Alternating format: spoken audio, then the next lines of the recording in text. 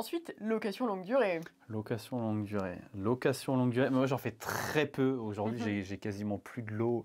Sur ma quarantaine de locataires, j'en ai plus que 2 qui sont en location longue durée, moi. Mais j'ai une anecdote quand même assez... Enfin, le personnage est quand même particulier. Je l'ai toujours chez moi, il est pas dérangeant en soi, il paye son loyer, mais c'est vrai qu'il a un mode de vie très atypique. C'est sur mon premier bien que j'ai acheté. Le bien, bon, rénovation complète, 150 000 € de travaux, enfin voilà, il n'y avait rien qui était aux normes, pas de double vitrage, enfin, il n'y avait rien du tout, c'était vraiment dans son jus. Et en fait, j'avais une personne âgée qui vivait dedans, seule, donc voilà, 60, quasiment 70 ans je crois, qui a vécu toute sa vie seule. Et en fait, il était locataire de cet immeuble. Ses parents avaient vécu dans cet immeuble, donc c'était un peu, comme on dit dans le jargon, un vieux gars. Il était resté seul avec ses parents toute sa vie jusqu'au décès de ses parents. Voilà, c'était le Tanguy avancé. Et du coup, mais très sympa, hein. Sauf qu'il vivait dans un appartement totalement insalubre. Pas d'eau, pas d'eau chaude. Il avait juste l'eau froide au robinet de la cuisine. Pas de salle de bain. Donc, de toute façon, et quand je dis pas de salle de bain, c'est pas de douche, c'est pas de toilette. Pas de sanitaire tout court. Pas de frigo. Rien du tout. Et il vivait là depuis sa naissance, entre guillemets, avant avec ses parents et maintenant tout seul. Et j'ai récupéré ça. Il payait 280 € de loyer à l'année. Mais en même temps, excuse-moi, ça valait pas plus. Il n'y avait rien dedans. À l'année. Je sais pas comment c'est possible. En fait, c'était des Parisiens qui exploitaient plus du tout l'immeuble en province, qui l'avaient laissé à l'abandon. Ils touchaient ça, mais ils s'occupaient rien du tout. Enfin, c'était vraiment délirant. Enfin, franchement, c'est hallucinant de faire ça. Mais du coup, le petit papy vivait dans des conditions quand même catastrophique. Ah, c'était un papier. Je te dis presque 70 ans. Oui. Mais lui, en fait, c'était son mode de vie. En fait, je me suis rendu compte, au début, je me suis dit, c'est chaud et tout. Et en fait, mais il voulait surtout pas autre chose, en fait. Il voulait surtout pas autre chose. Il n'a pas de chauffage, bien sûr, pas d'électricité, rien du tout. Coûte pas cher en Je dis, mais attendez, monsieur, vous faites comment pour aller aux toilettes? Et en fait, il avait un seau. Enfin, ça, c'est une anecdote incroyable. Il avait un seau, donc toilette sèche, etc., dans un petit bocal. Et je dis, mais vous en faites quoi quand c'est plein, concrètement? Enfin, je veux dire, franchement, je te jure. La fenêtre? Non, même pas la fenêtre, quand même pas. Il sortait la nuit en scred et il allait ouvrir une plaque d'égout de la ville et il allait verser ça dedans. J'ai jamais entendu ça de ma vie. Et il fait, ça fait 35 ans que je le fais, ça me dérange pas. Ok. Ah oui, ça ne va pas se sentir très Vous avez pas de frigo? Je fais, vous mangez comment des trucs frais? Vous faites les courses tous les jours? Non, je mange jamais chaud. Pas de plaque de cuisson non plus. Je mange jamais chaud ni jamais froid parce que c'est pas bon pour les intestins. Enfin, il m'a sorti un nombre de théories. Il mangeait ses boîtes de conserve évoluées directement dans la boîte, etc. Enfin, c'était super chaud. Franchement, j'avais jamais vu ça de ma vie. Pas de douche. Je vous ai imaginé l'odeur d'un appartement. C'était hardcore. Et en fait, il s'avérait que le prix d'achat du bien était quand même vachement intéressant. J'ai dû le reloger parce qu'il y avait 5 appartes. J'ai refait un petit studio en rez-de-chaussée, au premier étage. Je l'ai relogé. Ensuite, j'ai récupéré son appart pour refaire les travaux. Donc, j'ai restauré mon petit studio. Je l'ai logé dedans une fois que c'était bon. Et ensuite, j'ai pu récupérer son appart pour le rénover. Donc, je l'ai toujours en tant que locataire dans mon petit studio refait à neuf au final. Donc, il a une douche, il a tout ce qu'il faut. Il s'en sert pas. Il me paye. T'as augmenté le loyer? Maintenant, il a un vrai loyer de 350 € par mois parce que voilà. Donc maintenant, il a un vrai loyer, il n'y a pas de souci, il est relogé. J'ai aucun impayé de ma vie, il est ultra sérieux. Et puis il vit au moins dans des conditions. Il vit dedans. Moi, en tout cas, il a tout ce qu'il faut, toilette, ballon d'eau chaude, plaque électrique, four. Et en fait, je pense que il a, je sais pas si ça existe ce syndrome, de la radinerie avancée en fait. Et en fait, je me suis rendu compte, c'est qu'il veut pas payer. Donc au compteur, il a débranché tout l'eau chaude. Donc il fait de toute façon, même que je voudrais prendre une eau chaude, je peux pas. Il a disjoncté le ballon. Dans la douche, j'ai fait une belle baignoire italienne en marbre. Enfin, je savais pas que ça allait être qu'elle allait être là à l'époque. Et du coup, en fait, il a rangé des DVD dedans. Enfin, tu vois, de toute façon, tu peux pas prendre de douche parce qu'en fait, ça en est servi comme une armoire de rangement. Du coup, je vais retrouver l'appart presque nickel entre guillemets parce que de toute façon, il n'utilise pas les lieux parce que tout est stocké. Donc en fait, il a coupé ça, il chauffe pas, donc les radiateurs, je vais les retrouver tout neuf aussi, il chauffe pas, il fait rien du tout, parce qu'en fait, c'est un gros radin. Donc il a un frigo, il l'a débranché aussi. Donc en fait, il n'utilise rien et il vit comme ça tout le temps. Je savais même pas que c'était possible. Et c'est la seule et unique, et ça me suffit comme anecdote de longue durée. Mais j'ai pas eu de soucis, sinon moi jamais eu de soucis d'impayé, etc. Il est toujours là, mais il me paye, donc je me plains pas. Ça, voilà. Et puis je pense que il finira ce jour-là tranquille, et puis moi ça me pose pas de soucis, c'est un petit studio, et puis voilà, tout le monde est content. Mais moi j'ai jamais eu de soucis d'impayé ou quoi que ce soit. Je pense que je fais pas assez de volume en location longue durée pour potentiellement avoir ces problèmes-là. Toi, je pense que c'est pas la même mayonnaise. Moi je mets de la mayonnaise. Alors, je dirais que premier immeuble donc, que j'ai acheté, j'ai le premier appartement de l'immeuble, donc insalubre. Il était là depuis 10 ans, il avait coupé les lecs avec une paire de ciseaux, donc j'étais au flash. On ouvre la porte, il y a des mouches qui sortent, il avait condamné la douche, les toilettes. Et il s'était endormi avec un joint sur le clic-clac, et du coup ça avait fondu, et ça avait fondu sur le radiateur, enfin l'enfer. Donc bon, après est parti, toutes les rénovations. C'est là où j'ai eu les rénovations avec les briques au-dessus. Ah donc, oui, bon, fameux plafond en briques. On continue. J'ai eu un locataire au-dessus. Alors faut dire que l'immeuble que j'ai acheté, je pense avant, il avait un peu des tendances marchand de sommeil. Ouais, donc il s'en fichait un peu de voilà, tout ça. Locataire qui est là depuis 5-6 ans. Bon. Et là il part et moi ça m'arrange bien, comme ça je peux faire les rénaux. Ok. Puisque quand vous achetez en milieu occupé, c'est clair que quand ils sont là, sauf si c'est alerte générale urgent, on le fait.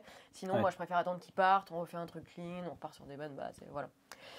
Et là, donc, je repars sur une belle réno, et donc, il y avait l'appart un peu pourri, mais bon, ça va. Mais il y avait une cabine de douche qui paraissait relativement presque neuve, mais qui était collée à la cuisine. Donc, la cuisine, et dans la continuité de la cuisine, collée la cabine de douche. Mais pourquoi elle est là, je ne sais pas. Et en fait, il s'est avéré quand on a découvert que la cabine de douche n'a jamais été raccordée à l'eau. Du coup, depuis 6 ans, comment il faisait pour se laver, je n'ai jamais su.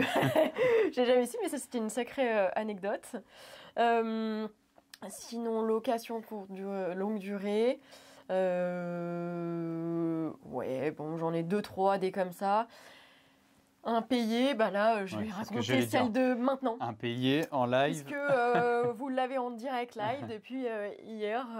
Donc peut-être que d'ici à ce que la vidéo sorte, j'aurai peut-être quelques semaines à régler le souci. Mais je crois que c'est toi. En gros, donc, on se dit,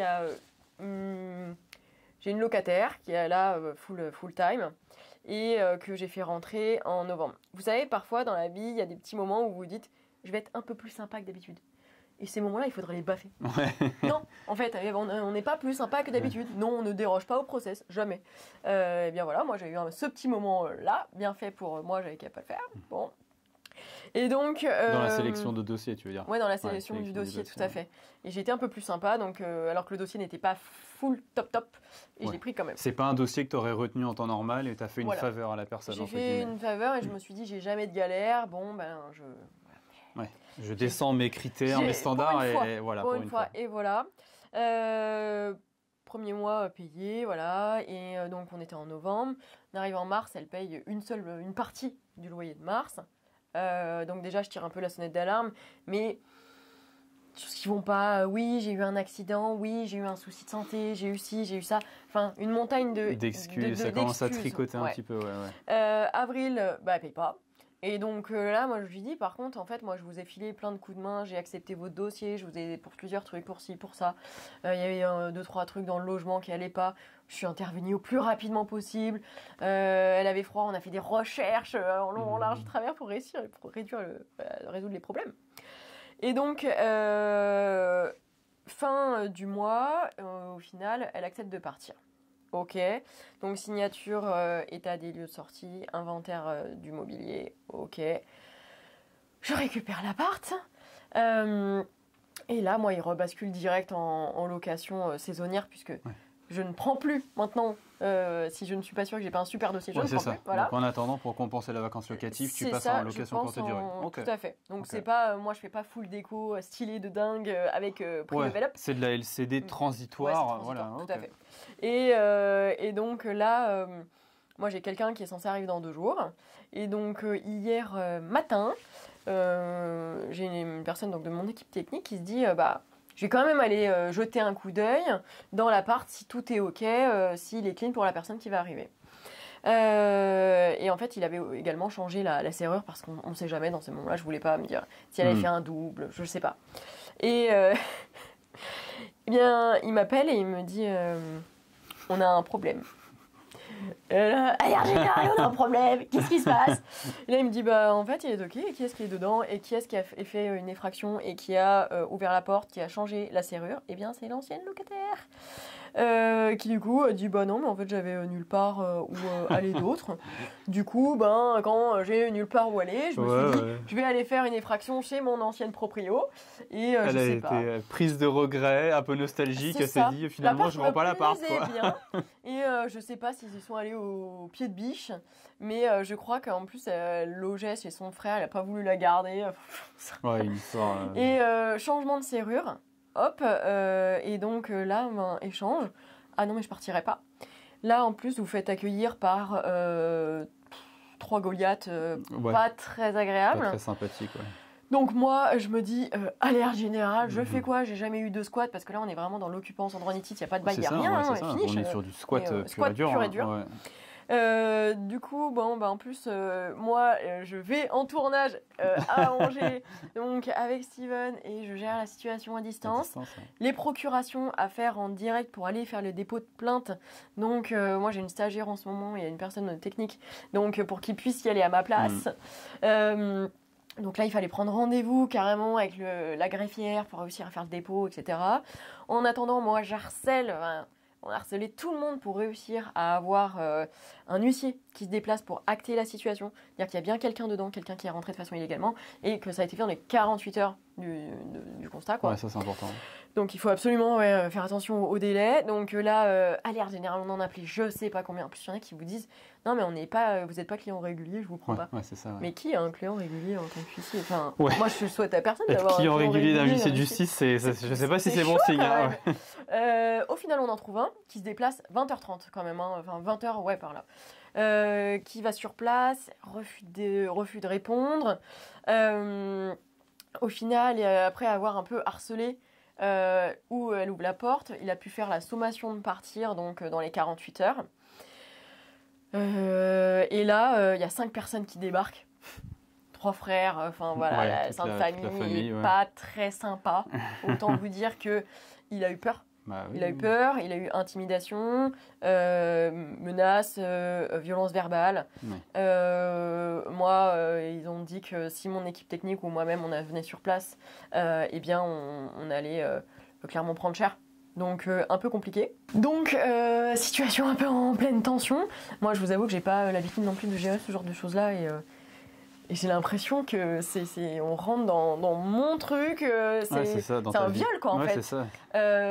C'est comment tu peux faire ça, à quel moment tu te dis que tu rentres chez les gens parce que tu sais pas où aller alors que tu payais même pas en plus. En plus moi cette nana elle me devait 730 € de loyer, plus même une partie du dépôt de garantie. Ouais, c'est ça. Donc, et j'étais même genre, en fait, va-t'en, me paye pas, et juste me crosse pas encore plus. Ouais, c'est ça, enfonce pas c'est bon, l'histoire.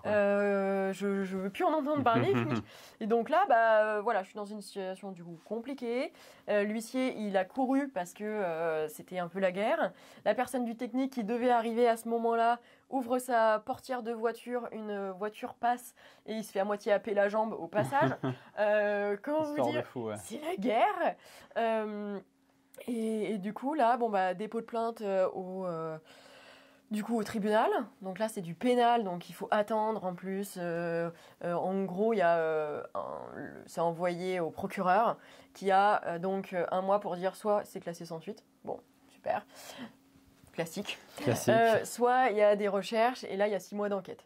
Bon, je vous avoue que j'ai peu de chance que ça m'excluse. Oui, voilà, c'est ça. Voilà. Deuxième chose, du coup, il y a l'huissier en liaison avec mon avocate qui bascule avec des courriers, etc., enfin, qui tabasse là-dessus pour réussir à obtenir un accord côté tribunal. Je ne sais pas exactement. Je vous avoue, je ne connais pas encore toute la paperasse de comment ça se passe, mais je vous ferai un topo après. Et après, du coup, c'est envoyé aux forces de l'ordre et là, il y a expulsion en direct. Donc, je croise les doigts. Voilà, j'essaie de me détendre sur la situation, même si j'y arrive pas trop. Ouais, il faut parce qu'après on reprend la casquette de youtubeur, donc. Là, on est là. Voilà, et donc c'est assez intéressant. On s'est dit, après tout, pourquoi faire semblant que ça va bien? C'est aussi ça la real life. Ça arrive aujourd'hui. Là, ça va pas du tout. Et puis voilà, Émile de ton déplacement, donc on fait le travail quand même. Ça aussi, ça fait partie du jeu des entrepreneurs, des investisseurs. Des fois, ça va pas. Il faut continuer à faire son job et puis il faut garder le sourire et puis il faut avancer. Puis on fait avec plaisir, on partage, on aime ça. Voilà, exactement. Là, c'est des trucs où, comme je vous ai dit, on ne déroge jamais à son process de mise en location. Ouais. Moi, je l'ai fait une fois. Là, je viens de prendre une énorme claque. Donc, on va trouver des solutions. Je ne sais pas exactement comment ça va se passer. J'avise et je vous raconterai. Ouais. Mais c'est important et ça met en avant ne jamais mélanger émotion et business. Toujours. je passe mon temps à le répéter. Bon, Quoi. Mais c'est souvent ça, souvent le cordonnier le plus mal chaussé. Même moi, des fois, je dis des choses que je fais pas, et puis on est comme tout le monde, on prend le revers de la médaille, et puis après, bon, il y a une partie de pas de chance aussi quand même, malgré tout. Et puis à un moment, tu t'as compris, tu remets pas deux fois. Voilà, c'est ça. Le but, c'est de retenir la leçon entre guillemets. Tu te dis, ouais, je suis toujours strict et dur, etc. Je desserre un peu la vis, mais non, surtout pas desserrer la vis. Non, puis après, au final, c'est des genres de choses qui pourraient même t'arriver sur un dossier où tu penses avoir fait ton travail correctement. Il y a toujours une part d'aléatoire aussi. Après, c'est le jeu. Après, il faut aussi relativiser. Comme on vous a dit, ça n'arrive pas souvent. Tu as plus d'une 50aine de locataires. C'est ça. Voilà, tout est à parti pris. Le but de cette vidéo, c'est de vous raconter un peu des anecdotes. Ça arrive, vous avez dit, en fait. Ça peut arriver.